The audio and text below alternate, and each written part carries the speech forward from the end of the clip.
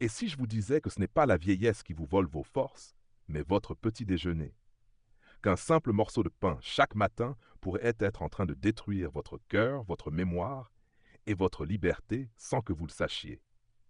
Je suis médecin. Et aujourd'hui, je ne vous parle plus en blouse blanche, entouré de dossiers médicaux, de diagnostics et de machines qui bipent. Non, aujourd'hui je vous parle en tant qu'homme.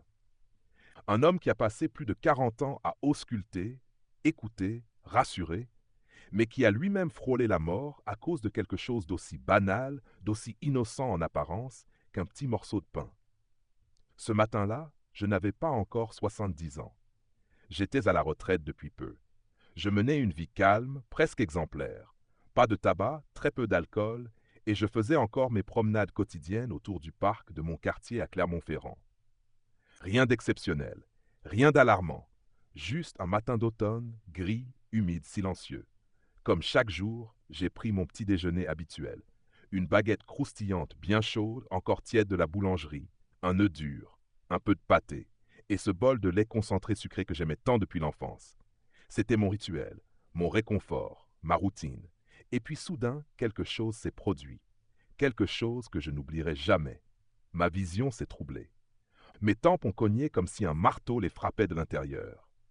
Mon cœur battait si vite qu'il semblait vouloir s'échapper de ma poitrine. Une sueur froide a coulé le long de mon dos. Mes jambes ne me portaient plus, et mes mains, que j'avais utilisées toute ma vie pour soigner les autres, tremblaient. J'ai eu juste le temps d'appeler ma femme avant de m'effondrer. Les minutes suivantes sont floues. Je me souviens vaguement de la voix de l'ambulancier, des gyrophares, du couloir d'hôpital. Mais surtout, je me souviens de la phrase du médecin urgentiste qui s'est penché sur moi. Vous avez eu de la chance, docteur. Une poussée de tension pareille, combinée à une hyperglycémie aiguë, vous étiez à 2 doigts de l'AVC massif. Et pourtant, je n'avais rien mangé d'extraordinaire. Rien de gras, rien d'industriel. Juste une baguette, un œuf, du lait, des aliments simples, des aliments français, des aliments du terroir. C'est ce qui m'a le plus terrifié.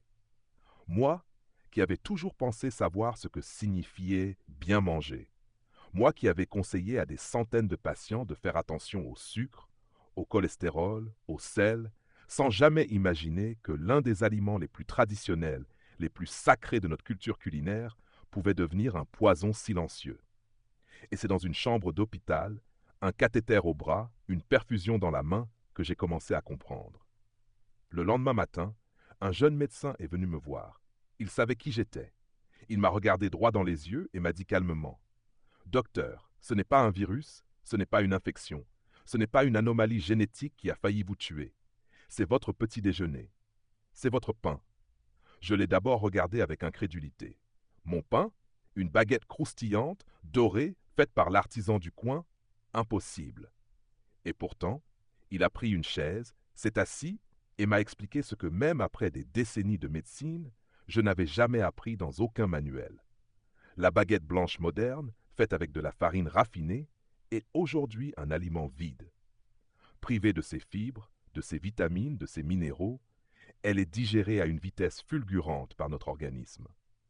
Chez un adulte âgé, au métabolisme ralenti, cette absorption rapide provoque un pic brutal de sucre dans le sang qui pousse le pancréas à surproduire de l'insuline, puis l'épuise. Et ce n'est pas tout. Cette montée de glucose est suivie d'un effondrement. Le fameux coup de barre que beaucoup ressentent après le petit déjeuner. Fatigue, irritabilité, fringale, et à long terme, diabète et troubles cognitifs. Je l'ai écouté, sidéré, car tout ce qu'il disait, je l'avais ressenti, dans mon corps, dans ma chair. Je venais de vivre la conséquence d'une ignorance collective, celle qui nous fait croire qu'un aliment traditionnel est forcément bon, que si c'est français, artisanal, croustillant, alors ce ne peut pas être nocif. Ce jour-là, j'ai compris que le danger ne vient pas toujours de ce qui est nouveau, transformé, importé. Il vient aussi parfois de ce que l'on consomme avec confiance, tous les jours, sans jamais remettre en question. Je suis rentré chez moi quelques jours plus tard changé, bouleversé et déterminé. J'ai ouvert le placard de ma cuisine. J'ai regardé mon pain différemment. Et j'ai commencé à chercher, à comprendre, à expérimenter d'autres manières de nourrir mon corps sans le saboter. Mais ce chemin, je vous le raconterai dans les épisodes suivants. Aujourd'hui, je vous demande seulement une chose. Et si ce que vous mangez chaque matin sans y penser était en train de vous tuer à petit feu? Et si le vrai danger n'était pas ce que vous redoutez, mais ce que vous ne remettez jamais en question? Et croyez-moi, à notre âge, comprendre ce que l'on mange, c'est reprendre le pouvoir sur sa santé. Maintenant, une question pour vous, simple mais essentielle. À votre avis, qu'est-ce qui fait le plus de dégâts dans notre alimentation quotidienne sans que nous nous en rendions compte? A. Le sucre visible, gâteaux, sodas, bonbons. B. Le sucre caché, pain blanc, sauce, aliments sains en apparence. Répondez en commentaire par A ou B. J'ai hâte de lire vos réponses. Et surtout, n'oubliez pas, ce n'est pas l'âge qui nous rend vulnérables, c'est de ne plus poser de questions. Je suis médecin, retraité depuis maintenant quelques années. J'ai passé plus de 4 décennies à écouter les douleurs des autres, à lire dans les corps ce que les mots n'arrivaient pas toujours à exprimer. Mais ce que je vais vous raconter aujourd'hui, je ne l'ai pas appris à l'université. C'est la vie, et plus précisément la vieillesse, qui me l'a enseigné. Et je dois l'avouer, je me suis moi-même laissé piéger. Car après mon accident de santé lié à une simple baguette, j'ai cru, comme beaucoup de patients le font, qu'il suffisait de changer de pain pour changer le destin. Alors j'ai troqué ma baguette blanche contre ce que j'appelais naïvement un pain complet. Je me souviens encore du jour où je l'ai acheté. Emballage rustique, couleur brunâtre, des épis de blé dessinés en fond, et cette mention rassurante, pain aux céréales ou pain complet. Je l'ai pris sans réfléchir. Je croyais que le simple fait de choisir un pain à l'aspect plus sombre signifiait que j'étais en sécurité. C'est faux, terriblement faux. 2 mois plus tard, lors de ma visite de contrôle, mon médecin traitant a froncé les sourcils en voyant mes analyses. Glycémie toujours trop haute, fatigue persistante et même des signes de résistance à l'insuline. Il m'a demandé: qu'avez-vous changé dans votre alimentation? Fier, je lui ai répondu que j'avais abandonné la baguette blanche pour du pain complet du supermarché. Il m'a regardé longuement, puis a sorti son ordinateur. Ensemble, nous avons lu la liste des ingrédients. Premier ingrédient, farine de blé raffinée. Deuxième, eau. Troisième, caramel pour la couleur. Quatrième, un soupçon de farine complète, juste assez pour légalement appeler cela pain complet. Et enfin, une liste d'additifs à rallonge, agents de conservation, correcteurs d'acidité, émulsifiants. J'étais stupéfait. Moi, médecin, je m'étais fait avoir comme n'importe quel consommateur mal informé. Et je n'étais pas le seul. Dans les jours qui ont suivi, j'ai commencé à poser des questions autour de moi. Des amis, des voisins, des anciens patients. Tous me disaient la même chose. Moi aussi, je mange du pain complet pour ma santé. Mais aucun d'entre eux ne lisait les étiquettes. Aucun ne savait qu'un pain industriel dit complet peut être un véritable cheval de Troie. Un aliment déguisé, dont l'enveloppe rassure, mais dont le cœur abîme. Le cas du pain aux graines est tout aussi trompeur. J'en ai essayé plusieurs. L'un d'eux avait l'air particulièrement appétissant. Graines de tournesol, lin, sésame, courge, un vrai jardin sur le dessus. Mais à l'intérieur, toujours cette farine blanche, cette pâte molle, sucrée, enrichie d'huile végétale industrielle. Et lorsque j'ai demandé à un boulanger s'il s'agissait d'un vrai pain aux céréales, il m'a répondu sans détour: c'est du pain blanc décoré. Voilà ce que nous mangeons. Une façade. Et pourtant, ce genre de pain se vend très bien. Il rassure, il donne bonne conscience. C'est le pire. Car on croit faire bien et on laisse le mal s'installer doucement. Le corps des personnes âgées, je le sais pour l'avoir tant de fois palpé, ausculté, mesuré, est bien plus vulnérable que celui d'un jeune adulte. Le pancréas ne suit plus, la flore intestinale est appauvrie, la paroi des vaisseaux est fragile. Dans ce contexte, chaque excès, chaque pic glycémique, chaque surdose d'additifs a des conséquences réelles. Mais le piège qui m'a sans doute le plus frappé, c'est celui du pain sans gluten. J'ai un neveu très soucieux de sa santé qui m'a dit un jour: Tonton, tu devrais essayer le sans gluten. C'est mieux pour tout. Alors j'ai écouté. J'ai acheté un pain estampillé gluten-free dans un emballage moderne, promesse de bien-être. Il était moelleux, facile à mâcher, légèrement sucré, et je l'ai mangé tous les matins pendant un mois. Résultat, j'ai pris 2 kilos. J'avais faim 2 heures après chaque repas. Je dormais mal. Je devenais irritable sans raison. À mon âge, ces signaux ne mentent pas. Un examen sanguin a confirmé mes soupçons, glycémie en hausse, triglycérides anormaux, taux d'insuline élevé. Et pourtant, je mangeais sainement. En apparence. Le médecin nutritionniste que j'ai consulté ce jour-là m'a expliqué ce que beaucoup ignorent encore. Le pain sans gluten industriel est souvent un mélange de farine très raffinée, riz blanc, fécule de maïs, amidon de pommes de terre, auquel on ajoute du sucre, des huiles hydrogénées et des gommes épaississantes pour imiter la texture du pain. Le tout forme une bombe glycémique encore plus dangereuse que le pain blanc traditionnel. Et pourtant, tant de personnes âgées s'y laissent prendre, pensant bien faire. C'est là que j'ai compris que le vrai danger, ce n'est pas le sucre qu'on voit, mais celui qu'on ne voit pas. Celui qui se cache dans les aliments santé, les produits sans, les pains complets au marketing mensonger. Et le plus terrible, c'est que ces aliments ne provoquent pas de douleur immédiate. Ils n'irritent pas, ils n'intoxiquent pas. Ils s'installent lentement, sapent nos organes, dérèglent nos hormones, épuisent notre système. Je pense à tous ces patients que j'ai vus vieillir prématurément sans comprendre pourquoi. Fatigue chronique, perte de mémoire, inflammation récurrente, douleurs diffuses. Et si tout cela commençait dans l'assiette? Et si par naïveté ou par manque d'information, nous étions en train de nourrir nos propres maux? Aujourd'hui, j'ai compris que lire les étiquettes, observer la texture d'un pain, se méfier des promesses marketing, ce n'est pas une obsession, c'est une forme de respect. Du respect pour notre corps, pour notre santé, pour les années qui nous restent à vivre. Et ce respect commence par un geste simple. Ne plus acheter un pain simplement parce qu'il est brun, parce qu'il est parsemé de graines ou parce qu'il porte l'étiquette sans gluten. Ce respect commence par une question honnête. Est-ce que ce pain nourrit ma santé ou ma future maladie? Je ne vous juge pas. J'ai été moi-même la première victime de ces illusions. Mais si aujourd'hui je partage cela, c'est pour qu'aucun d'entre vous ne vive ce que j'ai vécu. Il ne suffit pas de changer de pain. Il faut apprendre à reconnaître le bon pain. Et c'est ce que je vous proposerai dans la suite. Parce qu'après avoir évité les pièges, encore faut-il savoir quoi choisir pour se reconstruire. Mais cela, nous en parlerons dans le prochain épisode. J'ai passé ma vie à étudier la maladie, à observer le vieillissement, à accompagner les corps dans leur lente transformation. Mais il a fallu que je quitte l'hôpital, que je raccroche ma blouse pour commencer à comprendre un autre versant de la santé. Celui qui ne s'écrit pas dans les ordonnances, mais dans ce que l'on met dans son assiette, chaque jour, sans y penser. Car une fois que j'ai ouvert les yeux sur la toxicité silencieuse du pain blanc, puis sur les pièges de ses faux remplaçants, une question s'est imposée à moi. S'il y a tant de mauvais pains, existe-t-il encore de bons pains? Je ne voulais pas seulement éviter le danger. Je voulais reconstruire, réparer et peut-être même rajeunir à ma façon.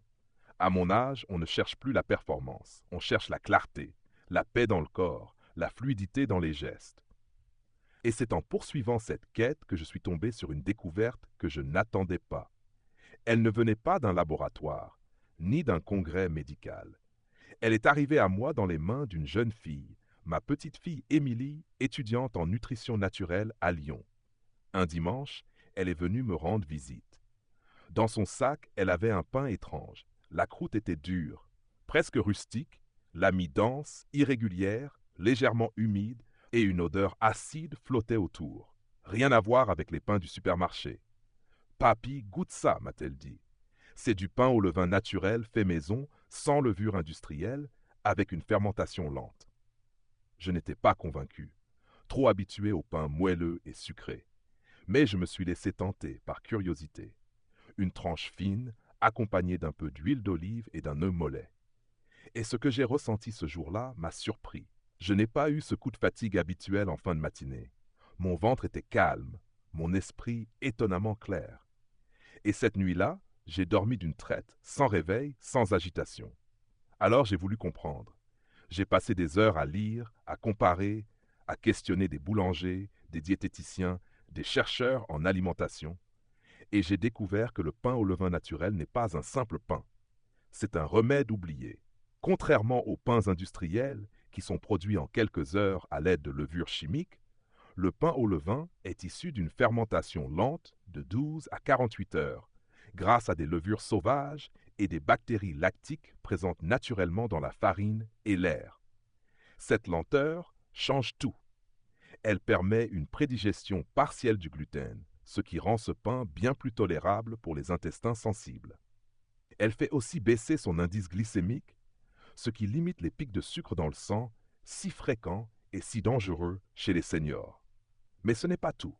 La fermentation produit des acides organiques qui augmentent la biodisponibilité des minéraux comme le magnésium, le zinc, le fer.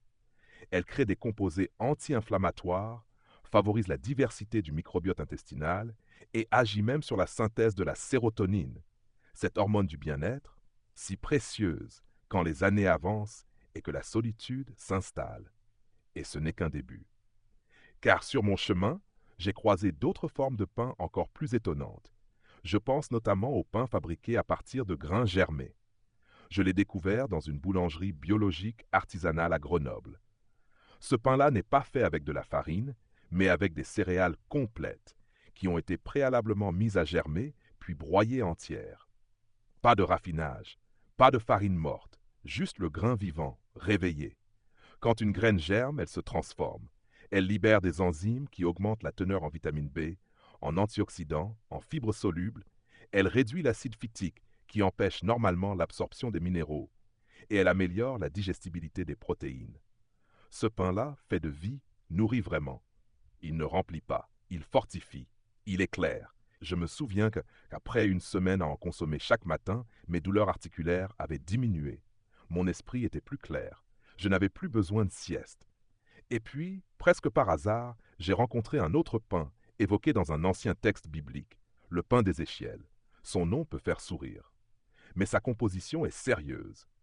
Ce pain est issu d'un mélange de blé complet germé, de lentilles, d'orge, de haricots mango, d'épeautre et de millet.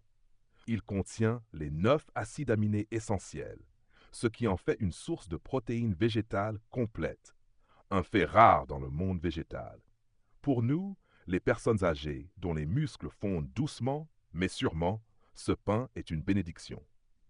Il aide à préserver la masse musculaire, à lutter contre la fatigue chronique, à équilibrer la glycémie et à soutenir le système nerveux.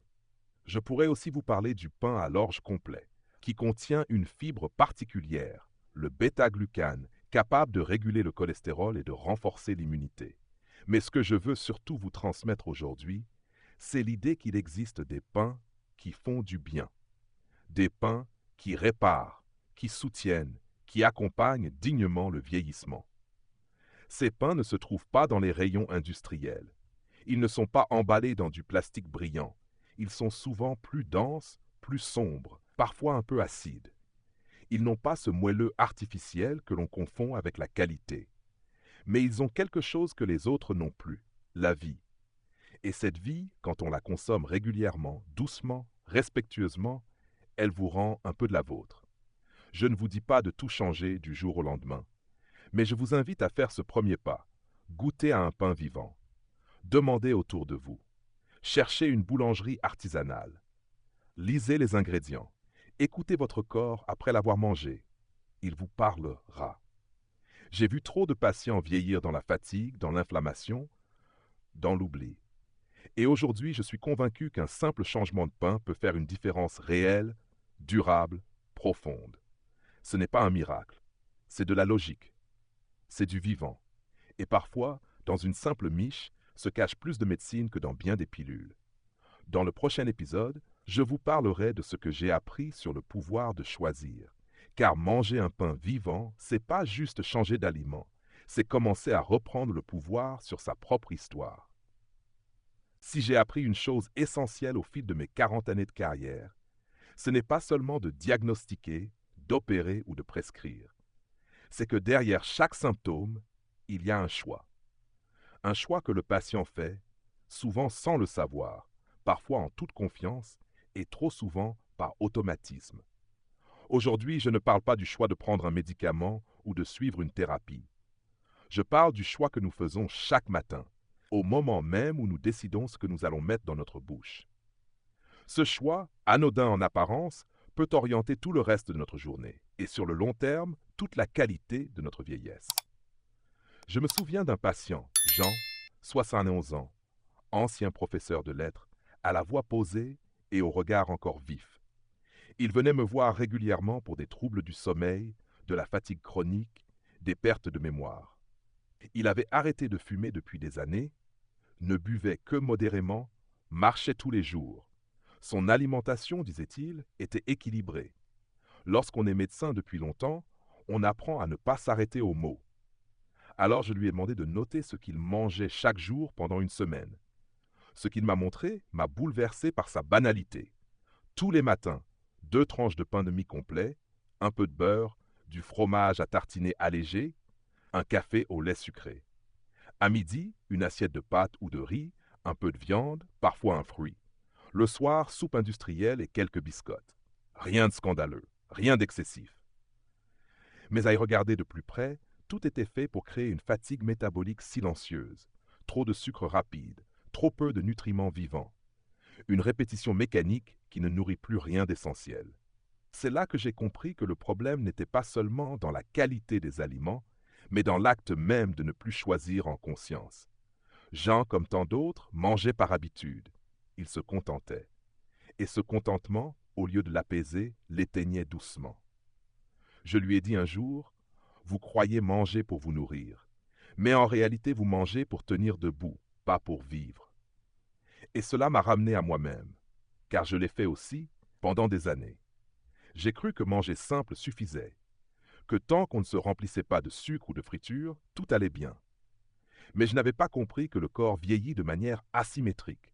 Les organes ne fatiguent pas tous au même rythme. Le pancréas, la mémoire, la digestion, la régulation hormonale, tout cela demande un soutien actif. Et chaque matin, nous avons l'opportunité, ou pas, de leur offrir ce soutien. Un jour, j'ai décidé de faire une expérience personnelle. Pendant 3 semaines, j'ai pris 2 petits déjeuners différents à quelques jours d'intervalle. L'un avec du pain blanc grillé, de la confiture et un café fort. L'autre avec une tranche de pain au levain complet, un œuf mollet et un filet d'huile d'olive. Les différences étaient saisissantes. Après le premier, je me sentais lourd, distrait, avec un coup de pompe vers 10 heures. Après le second, j'étais stable, énergique, concentré.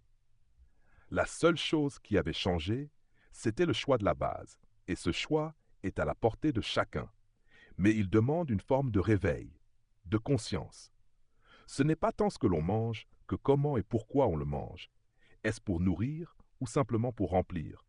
Est-ce pour honorer notre corps ou pour l'anesthésier un peu plus face au poids de l'âge? Il y a quelques mois, j'ai rencontré dans une conférence une femme admirable, Claire, 75 ans, dynamique, alerte, pleine d'humour.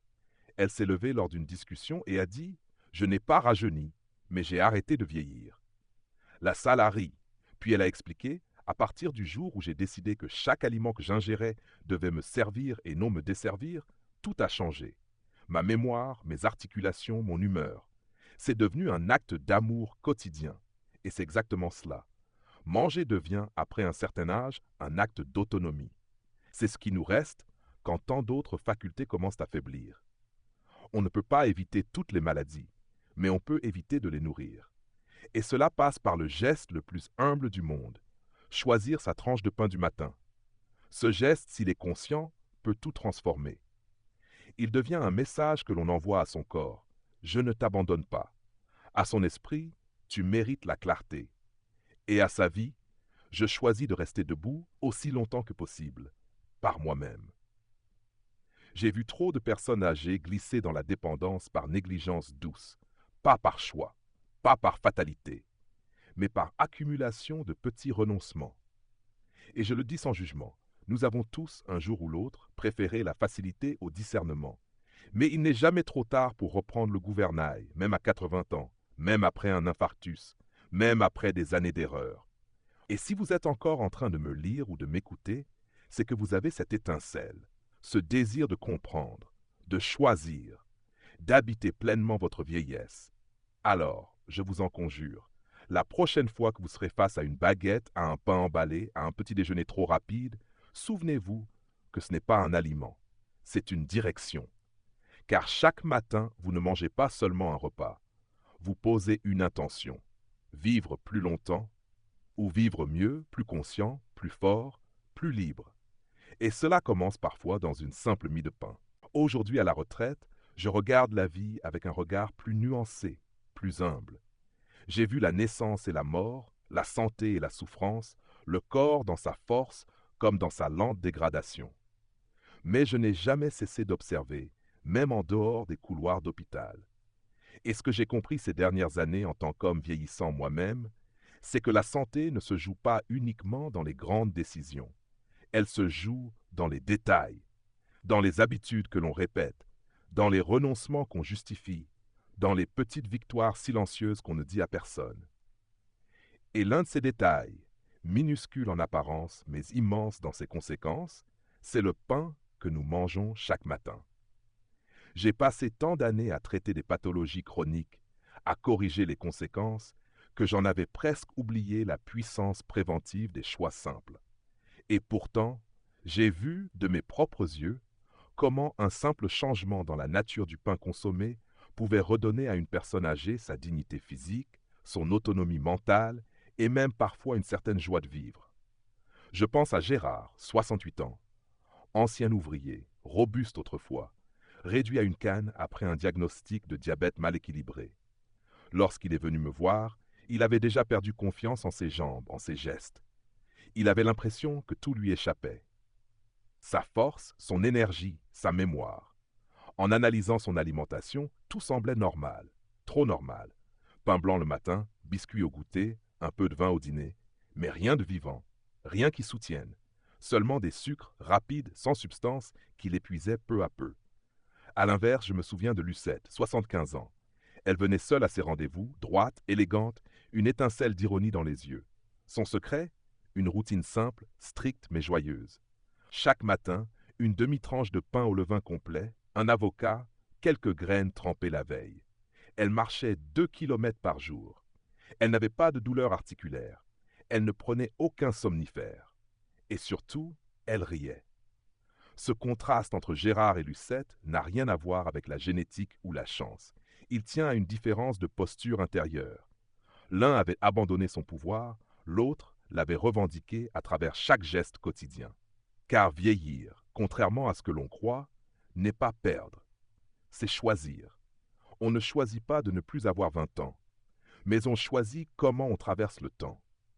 Est-ce qu'on l'accompagne ou est-ce qu'on le subit? Est-ce qu'on ajuste notre alimentation à notre corps vieillissant ou est-ce qu'on continue à manger comme à 30 ans en fermant les yeux? Moi-même, j'ai longtemps résisté à cette idée. Je croyais que tant que je ne mangeais pas de fast-food, je n'avais rien à changer. Mais j'ai compris, souvent trop tard, que certains aliments soi-disant neutres sont en réalité des saboteurs silencieux. Et qu'à l'inverse, certains aliments oubliés ou délaissés sont de véritables bouées de sauvetage pour un corps usé par les années. Le pain est l'un d'eux. Il est partout, banal, presque invisible, mais il est au cœur de notre quotidien, et il peut être poison ou remède. Tout dépend de sa nature, et surtout de notre relation à lui. Est-ce qu'on le choisit ou est-ce qu'on le subit? Est-ce qu'on le lit? Est-ce qu'on le comprend? Ou est-ce qu'on le laisse entrer dans notre vie sans question? Je suis convaincu aujourd'hui qu'un bon pain, vivant, nourrissant, bien fermenté, avec des grains entiers ou germés, peut stabiliser la glycémie, améliorer le transit, nourrir les bactéries bénéfiques du microbiote, réduire les inflammations, apaiser l'esprit et donner au corps l'élan dont il a besoin pour rester debout. Cela peut paraître exagéré, mais ceux qui en ont fait l'expérience savent que ce n'est pas un discours de naturopathe romantique. C'est un fait biologique, une conséquence directe et mesurable de la composition du pain sur nos fonctions vitales. Et ce qui me touche le plus, c'est que ces changements n'ont pas besoin d'être spectaculaires. Il suffit de remplacer un pain industriel par un pain au levain ou un pain de grains germés. Il suffit de diminuer la quantité, mais d'en augmenter la qualité. Il suffit de redonner au pain sa vraie fonction, nourrir, pas remplir, pas adoucir une émotion, pas faire taire une fatigue, mais nourrir. J'ai vu des patients retrouver une mémoire plus vive, d'autres une digestion fluide, certains un sommeil plus profond. D'autres encore, une stabilité émotionnelle qu'ils croyaient perdue. Et tous avaient un point commun. Ils avaient accepté de redevenir acteurs de leur santé. Ils avaient dit non aux automatismes. Ils avaient dit oui à une forme d'attention bienveillante, simple mais puissante. C'est cela que je veux vous transmettre aujourd'hui. Pas une leçon, mais une invitation, une passerelle, une main tendue. Vous n'avez pas besoin d'être parfait, ni même d'être bio à 100%. Mais vous avez besoin d'être lucide et de comprendre que chaque matin, quand vous découpez votre pain, vous êtes en train de choisir la suite de votre journée, de votre mois, de votre année. On ne vieillit pas en un jour. On vieillit par négligence, par oubli, par abandon progressif de soi-même. Et de la même manière, on peut commencer à revivre doucement en faisant juste un choix différent, répété, humble, mais déterminé. Alors, si vous m'avez suivi jusque-là, je vous invite à tenter cette expérience. Ne me croyez pas sur parole. Essayez. Pendant une semaine, changez de pain. Remplacez-le par un vrai pain nourrissant. Et écoutez votre corps. Observez votre esprit. Vous pourriez être surpris par la puissance des transformations silencieuses. Car parfois, ce que des années de médicaments n'ont pas réussi à réparer, une seule tranche de pain vivant peut commencer à le restaurer. Pendant longtemps, nous avons cru que vieillir signifiait forcément décliner, que la mémoire allait s'effacer, que le corps allait se casser, que l'énergie allait s'éteindre, comme une bougie au bout de sa mèche. On nous a appris à accepter l'usure, à normaliser la fatigue, à banaliser les douleurs du quotidien. Mais ce que j'ai découvert, à travers ma propre expérience et celle de mes anciens patients, c'est que ce n'est pas l'âge qui nous détruit le plus. C'est l'accumulation silencieuse de mauvaises habitudes. Ce sont ces petits choix, répétés chaque jour, que l'on ne questionne plus parce qu'ils font partie de notre routine. Parmi eux, l'alimentation, et en particulier, un geste que nous faisons sans y penser, manger du pain. Le pain n'est pas qu'un aliment, c'est un symbole. En France, il est partout, sur la table du petit déjeuner, à côté du fromage, au creux d'une soupe. Mais ce qui était autrefois un aliment nourrissant, complet, vivant, est devenu dans bien des cas une bombe glycémique vide, un produit raffiné, dévitalisé, chargé d'additifs, de sucre caché, de farine morte. Et ce changement s'est glissé dans nos vies sans que personne ne s'en rende compte. Il a glissé dans nos artères, dans nos articulations, dans notre pancréas fatigué. Il a contribué à la montée silencieuse du diabète, de l'hypertension, de l'inflammation chronique. Mais la bonne nouvelle, c'est qu'il n'est jamais trop tard. On ne peut pas remonter le temps, mais on peut changer de cap. Il suffit parfois d'un détail, d'un choix, d'un regard neuf. Remplacer un pain industriel par un pain au levain naturel. Choisir des céréales germées plutôt que des farines ultra raffinées. Réduire les quantités, mais augmenter la qualité. Réapprendre à lire une étiquette. Réapprendre à écouter son corps. Réapprendre à cuisiner, à mastiquer, à savourer. Ce que j'ai vu chez mes patients et ce que j'ai vécu moi-même, c'est qu'un simple changement de pain peut redonner de l'énergie, apaiser la digestion, stabiliser la glycémie, améliorer le sommeil, clarifier la pensée. Un simple changement peut relancer quelque chose que l'on croyait perdu, l'élan de vivre. La vieillesse n'est pas une prison. Elle peut devenir un espace de conscience, de liberté. Mais cette liberté, elle commence par des actes concrets. Choisir un bon pain, c'est choisir de nourrir ses cellules et non sa maladie. C'est refuser la fatalité. C'est affirmer « Je suis encore maître de ce que je mets dans mon corps ». Et si je vous partage tout cela aujourd'hui, ce n'est pas parce que j'ai des produits à vendre. C'est parce que j'ai encore du souffle, encore un peu de temps, encore un peu d'élan. Et je veux le mettre au service de ceux qui veulent mieux vieillir, de ceux qui refusent de se laisser glisser sans comprendre, de ceux qui veulent rester debout, dignes, libres. La plus grande erreur, ce n'est pas de manger du mauvais pain, c'est de croire qu'il est trop tard pour changer. Mais le corps a une mémoire de guérison. Il suffit de lui redonner les bons matériaux.